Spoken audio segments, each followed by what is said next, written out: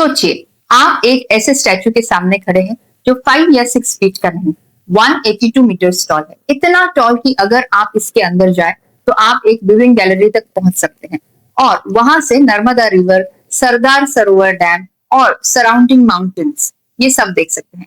Prime minister office की 31 October 2018 की official release के according statue of unity 182 metres tall है और इसकी व्यूइंग गैलरी 153 मीटर्स की हाइट पर है।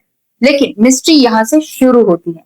आखिर एक ह्यूमन फिगर को 182 मीटर्स टॉल इतना बनाया कैसे गया? और सबसे इंटरेस्टिंग बात, यूनिटी कैसे एक आइडिया को आर्किटेक्चर के थ्रू रिप्रेजेंट किया गया। वीडियो के एंड तक हम इन सभी मिस्ट्रीज का जवाब ढूंढने की कोशिश करेंगे। नमस्ते दोस्तों, वेलकम टू आर्किटेलर अंडरस्कोर। मैं हूं doctor Tanushree, architect and urban planner, और आज हम एक्सप्लोर करने वाले हैं द स्टैच्यू ऑफ यूनिटी, एक ऐसा मॉन्यूमेंट जो दुनिया के लिए टॉलेस्ट स्टैच्यू ही नहीं बल्कि हिस्ट्री, स्कल्पचर, इंजीनियरिंग और लैंडस्केप इनके बीच का एक फैसिनेटिंग डायलॉग। Let's begin.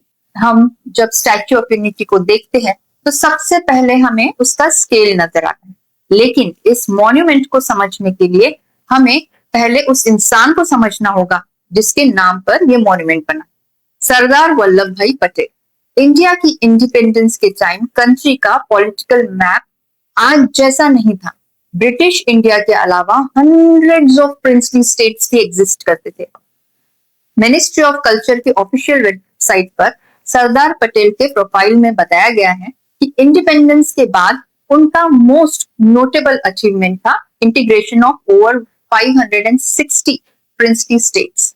अगर आप इस स्टोरी को थोड़ा और डीपली समझना चाहते हैं तो एक और इम्पोर्टेंट हिस्टोरिकल सोर्स है, वो है वीपी मेनन की book the story of integration of Indian states. Menon खुद स्टेट्स मिनिस्ट्री में सेक्रेटरी थे और पटेल सर के साथ इस इंटीग्रेशन प्रोसेस में डायरेक्टली इन्वॉल्व थे।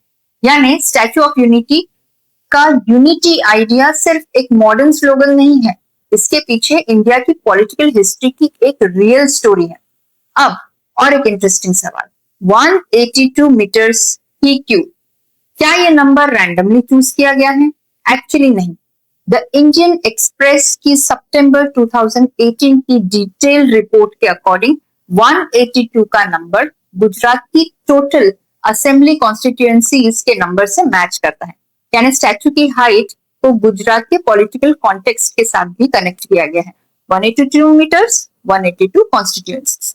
अब स्टैच्यू को थोड़ा क्लोजली देखिए। Patel sir traditional Indian clothing में दिखते हैं, धोती, शॉल और सिंपल फुटवेयर। लेकिन इंटरेस्टिंग बात यह है कि वो बिल्कुल स्ट्रेट स्टैंडिंग पोज में नहीं है। बॉडी में एक स्लाइट फॉरवर्ड मूवमेंट है, ऐसा लगता है कि वो आगे बढ़ने वाले हैं। और ये फॉर्म किसने क्रिएट किया? पद्म भूषण अवॉर्डी राम बी सुथार ने। राम बी सुथार ये एक लेजेंडरी इंडियन स्कल्पचर और हमें ये यादगार स्कल्पचर भेंट में देते हुए पिछले साल ही गुजर। लेकिन यहाँ एक इंपॉर्टेंट प्रॉब्लम है। एक नॉर्मल ह्यूमन स्कल्पचर और एक 182 मीटर टॉल ह्यूमन स्कल्पचर ये सेम चीज नहीं है। अगर आप 2 मीटर के स्कल्पचर को सिंपली एनलार्ज करके देखते हैं तो जरूरी नहीं कि वो 182 मीटर्स पर भी विजुअली करेक्ट होगा। यानी स्केल बढ़ता है लेकिन परसेप्शन भी बदलता है, और यही से स्कल्पचर और इंजीनियरिंग की स्टोरी शुरू होती है। अब एक इंटरेस्टिंग मिस्ट्री, क्या स्टैच्यू ऑफ यूनिटी सिर्फ एक स्टैच्यू है? एक्चुअली नहीं। आप इसके अंदर एंटर कर सकते हैं। इसके अंदर म्यूजियम और एग्जीबिशन स्पेसेस है और विविंग गैलरी है। पीएमओ की ऑफिशियल रिलीज के अकॉर्डिंग ये गैलरी 153 मीटर्स की हाइट पर है और एक टाइम पर इसमें अराउंड 200 विजिटर्स अकोमोडेट हो सकते हैं। और यहाँ से Sardar Sarovar dam, it's reservoir और सतपुरा और विंध्या रेंजेस का व्यू मिलता है। मतलब विजिटर्स सिर्फ स्टैच्यू को बाहर से नहीं देखते हैं, विजिटर मॉन्यूमेंट के अंदर एंटर करते हैं। बाहर से देखिए स्कल्पचर, अंदर जाइए आर्किटेक्चर और सराउंडिंग लैंडस्केप से देखिए लैंडमार्क। अब इमेजिन कीजिए, ह्यूमन बॉडी का शेप रेगुलर नहीं होता। हेड अलग, शोल्डर्स अलग, आर्म बॉडी से बाहर, लेग्स कंपैरेटिवली नैरो और सबसे इंपॉर्टेंट विंड। जितनी हाइट बढ़ेगी विंड का इम्पैक्ट उतना इंपॉर्टेंट हो जाएगा। एक एकेडमिक सोर्स के अकॉर्डिंग स्टैच्यू ऑफ यूनिटी में 1,80,000 क्यूबिक मीटर कंक्रीट है और 18,500 टन रिइंफोर्स्ड स्टील। इसलिए ये एक सॉलिड ब्रॉन्ज स्टैच्यू नहीं है, इसके अंदर एक कॉम्प्लेक्स स्ट्रक्चरल सिस्टम बना हुआ है। और एक प्रोजेक्ट डॉक्यूमेंटेशन के अकॉर्डिंग स्टैच्यू के कंस्ट्रक्शन में large quantities of structural and reinforced steel का यूज हुआ है।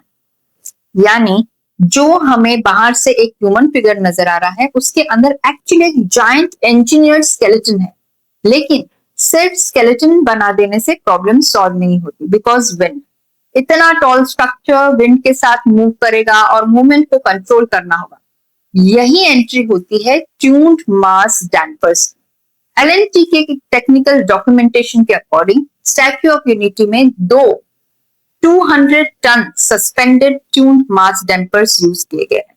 सिंपल लैंग्वेज में समझे तो जब स्ट्रक्चर मूव करता है ये सिस्टम उस मूवमेंट को काउंटर करने के लिए हेल्प करता है। यानी ये टॉल स्टैच्यू एक ह्यूमन फिगर को स्टेबल रखने के लिए अंदर 2 डैम्पर्स का सिस्टम काम कर रहा है। सोचिए, बाहर से आपको एक स्टैच्यू नजर आ रहा है लेकिन अंदर इंजीनियरिंग कॉन्स्टेंटली काम कर रही है। अब स्टैच्यू को थोड़ा क्लोजअप में देखिए, आपको जो आउटर सरफेस नजर आती है वो ब्रॉन्ज की है, लेकिन इंटरेस्टिंग बात यह है कि ये एक सिंगल ब्रॉन्ज सरफेस नहीं है। एलएनटी के अकॉर्डिंग आउटर स्किन को 565 मैक्रो पैनल्स और अराउंड 6,000 माइक्रो पैनल्स में क्रिएट किया गया है और approximately 1,850 tons of bronze cladding use की गई। जो हमें बाहर से एक कंटिन्यूअस ह्यूमन बॉडी लगती है वो actually thousands of individual pieces से असेंबल की गई है, बिल्कुल एक जायंट 3D पजल की तरह। और उसके पीछे स्टील कंक्रीट स्ट्रक्चरल सिस्टम, जो सिंपल एनालॉजी में bronze is the skin and अंदर आपका स्टील और कंक्रीट का स्केलेटन। बस डिफरेंस इतना है कि ये ह्यूमन स्केलेटन बहुत बड़ा है। अब इमेजिन कीजिए आपके पास एक स्कल्पचर का मॉडल है और उस मॉडल को आपको इतना बड़ा मॉन्यूमेंट बनाना है। ये सिंपल एनलार्जमेंट नहीं हो सकता, इसीलिए डिजिटल टेक्नोलॉजी का भी बहुत इंपॉर्टेंस है। प्रोजेक्ट में BIM यानी कि बिल्डिंग इंफॉर्मेशन मॉडलिंग, इस टेक्नोलॉजी का यूज किया गया है। यानी ट्रेडिशनल स्कल्पचर की आइडिया और डिजिटल मॉडल में ट्रांसलेट किया गया और फिर इंजीनियरिंग, फैब्रिकेशन, कंस्ट्रक्शन, असेंबली सब कोऑर्डिनेट हुआ। सो ये सिर्फ स्कल्पचर का प्रोजेक्ट नहीं है, ये एक कोलैबोरेशन है। आर्ट, आर्किटेक्चर, इंजीनियरिंग, टेक्नोलॉजी और कंस्ट्रक्शन। और एक इंटरेस्टिंग बात, स्टैच्यू को आइसोलेटेड मॉन्यूमेंट के रूप में नहीं सोचा गया। इसके around visitor infrastructure, museum, memorial, garden, transport facilities, tourism related development, ये सब क्रिएट किया गया। यानी मॉन्यूमेंट सिर्फ एक ऑब्जेक्ट नहीं है, वो विजिटर के मूवमेंट को क्रिएट करता है, पब्लिक स्पेस क्रिएट करता है, टूरिज्म जनरेट करता है एंड इवेंचुअली पूरे सराउंडिंग लैंडस्केप की आइडेंटिटी को इन्फ्लुएंस करता है। फाइनली 31 अक्टूबर 2018 सरदार वल्लभ भाई पटेल की बर्थ एनिवर्सरी और PMO की ऑफिशियल रिलीज के अकॉर्डिंग 182 मीटर्स का ये स्टैच्यू ऑफ यूनिटी नेशन को डेडिकेट किया गया और इसी मोमेंट के साथ नर्मदा के लैंडस्केप में एक न्यू लैंडमार्क ऑफिशियली इमर्ज हुआ। आर्किटेक्चर नजरिए से देखें तो स्टैच्यू ऑफ यूनिटी एक एब्स्ट्रैक्ट कंसेप्ट नहीं है, यूनिटी एक एब्स्ट्रैक्ट कंसेप्ट है। आप यूनिटी को देख नहीं सकते, टच नहीं कर सकते, लेकिन आर्किटेक्चर एक एब्स्ट्रैक्ट आइडिया को फिजिकल फॉर्म में कन्वर्ट कर देता है और यहाँ एग्जैक्टली वही हुआ है। एक हिस्टोरिकल पर्सनैलिटी, एक पॉलिटिकल आइडिया, एक ड्रामेटिक लैंडस्केप और मॉडर्न इंजीनियरिंग सब एक ही मॉन्यूमेंट में कंबाइन किया गया है।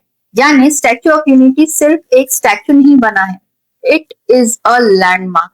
और शायद इसीलिए जब हम इसे देखते हैं तो हिस्ट्री को आर्किटेक्चर में कन्वर्टेड देख सकते हैं। तो दोस्तों, अब हम जानते हैं कि स्टैच्यू ऑफ यूनिटी की कहानी सिर्फ वर्ल्ड टॉलेस्ट स्टैच्यू की नहीं है, ये सरदार पटेल की हिस्ट्री की कहानी है, यूनिटी के आइडिया की कहानी है, स्कल्पचर की कहानी है, इंजीनियरिंग की कहानी है।